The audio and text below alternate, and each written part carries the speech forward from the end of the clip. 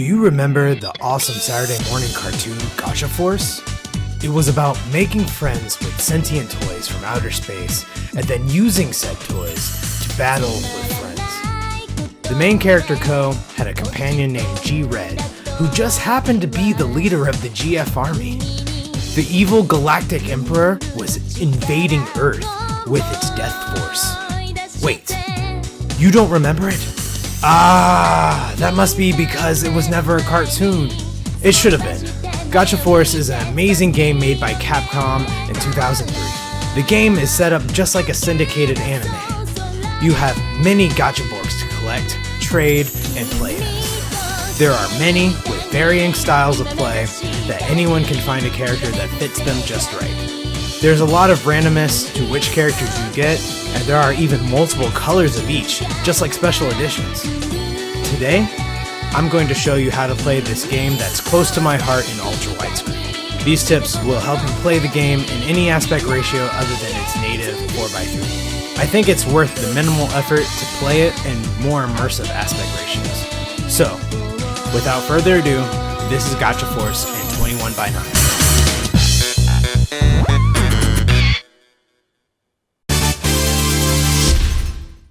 Okay, so the first thing that we're going to want to do is create some hotkeys. Go to Options, and then go to Hotkey Settings, and then you're going to want to click on Graphics.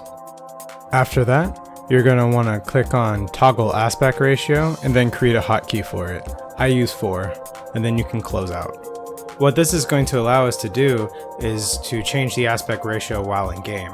This is going to really help out later on. Next, we're going to want to make sure our graphics settings are correct. So go to Graphics, click on Aspect Ratio and make sure it's stretched to window.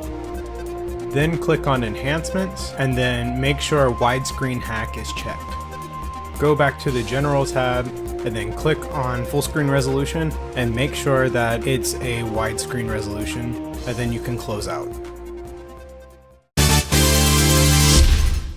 So Gotcha Force has multiple types of cutscenes. You have video cutscenes, cutscenes that are just text, and you have kind of an amalgam of both, and they all have different behaviors. Video cutscenes just stretch when they're in a wider aspect ratio. Then on cutscenes that are essentially slideshows with the voice dialogues and subtitles, they actually keep their native aspect ratio of 4x3 and there's no stretching whenever you're in a wider aspect ratio. With cutscenes that have text dialogue, the text will actually stretch outside the bounds of the word bubbles. So here's where the good stuff starts. In-game cutscenes, they stretch as well. On 21:9, the field of view extends just fine. There's no issues with certain 3D objects being despawned in the non-normal render area, so like 4x3. The targeter for different Borgs is actually stretched, but is still functional. The HUD is centered just like it would be using a 4x3 aspect ratio, so you don't have to look to the sides of your monitor to actually see what's going on. And there are no game-breaking bugs.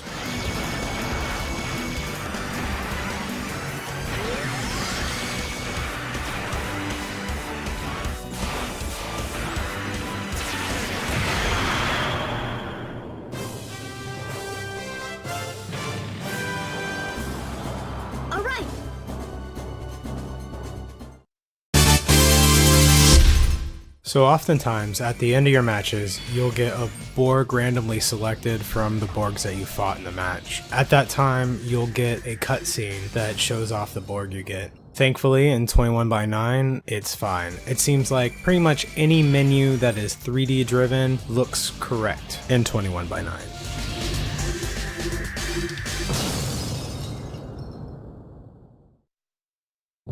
Other times, you'll get these splash screens that are just 2D images, and unfortunately they stretch on 21:9.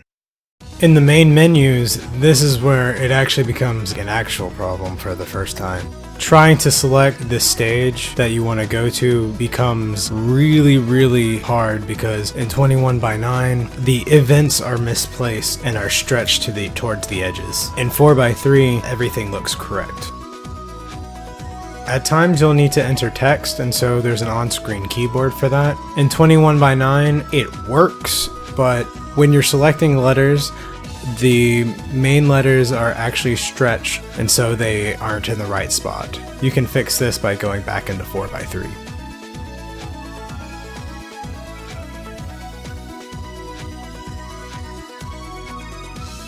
Another menu that you're going to frequent is the Edit Force menu. From here, this is where you'll change what Borgs you bring into battle and where they're placed in warehouses and other menus. As you can see, in 21:9 it works perfectly. You just see a little bit more of the menu that you're not supposed to. This is due to it being mostly a 3D menu. So when you're editing your force, you can check the stats, the moveset, and a description of your Borg in a separate menu. In 21:9, text is stretched, but this can also be fixed by going back into 4x3.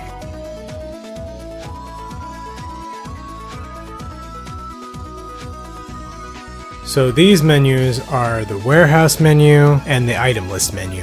These menus are accessed by going to the Edit Force and hitting RRL. In 21:9, they show the Edit Force menu behind it, and in 4x3, they don't show anything. Both are serviceable. Collection is a very similar menu, although it's a lot more corrupted than the other two. In ultra-wide, text is floating above where it should be, and it doesn't look right. You can correct this, again, by just going back to 4x3, using a hotkey.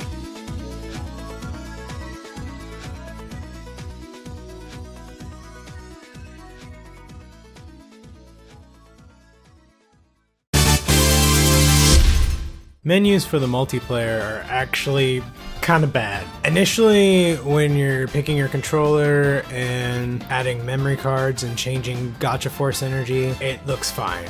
But then once you start to have to put in your player name or pick from the available boxes of Gacha Borgs, or even picking your stage, it gets cut off by a 3D section of the screen. While you're setting up multiplayer, you're going to want to be in 4x3 mode to make sure everything is correct. And then once you select everything, you can just use the hotkey to go into 21:9 or ultra wide.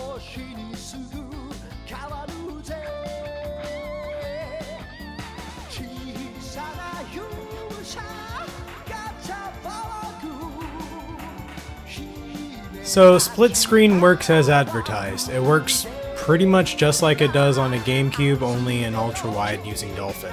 Field of view is increased, HUD centered, everything works as it should, even with 4-player split screen. In order for split screen multiplayer to work on the GameCube, they had to reduce the resolution. So I would advise using anti-aliasing whenever you are doing split screen. On top of that, the frame rate is reduced to half. If you look, it's not my computer. The 60 FPS is still there, but the game is internally rendering at 30.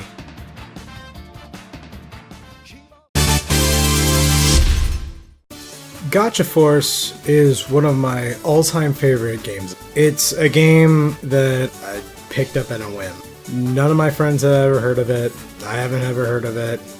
Except I think I remember seeing an ad for it in Game Informer, but then I didn't even think twice about it. I've spent probably more than, I don't know, like 300-400 hours in this game in my entire existence. It's really freaking great. I recommend it to everyone. It's a game where you don't even really have to think. After you've watched the story, you just go into battles and you just try and get Borgs. It's basically a gacha mechanic. It's all randomized, so it's just great to just chill out and play. Controls are easy. You usually only have a B attack, an X attack, and then melee if you get close to somebody, and that all depends on if you're a humanoid character or not. There's tons and tons and tons and tons of different Borgs. It's got the collectability of Pokemon, but like, it's actually interactive, so it's a lot of fun. Even with all the issues with the menus, I still think it's worth trying to go and play it in widescreen, ultra widescreen, or super ultra widescreen, or Infinity, Nvidia Surround, etc. It's just really great. So I haven't done this type of video in a long time. It's actually the ones that I like to do. Just going into games, seeing how they work in widescreen, seeing how I need to get them fixed, and It's just I like to tinker, and it was a lot of fun making this, a lot of hard work, but a lot of fun. So I think I'm going to continue to try and make these. If you guys have any ideas for games you'd like to see, let me know. It'd be great if it's feasible, like if it's a PC game or if it has like a usable emulator, just let me know in the comments. You'll be seeing more of this from me, so if you like what you see, go ahead, subscribe, hit the bell, etc. And I'll see you later. Bye.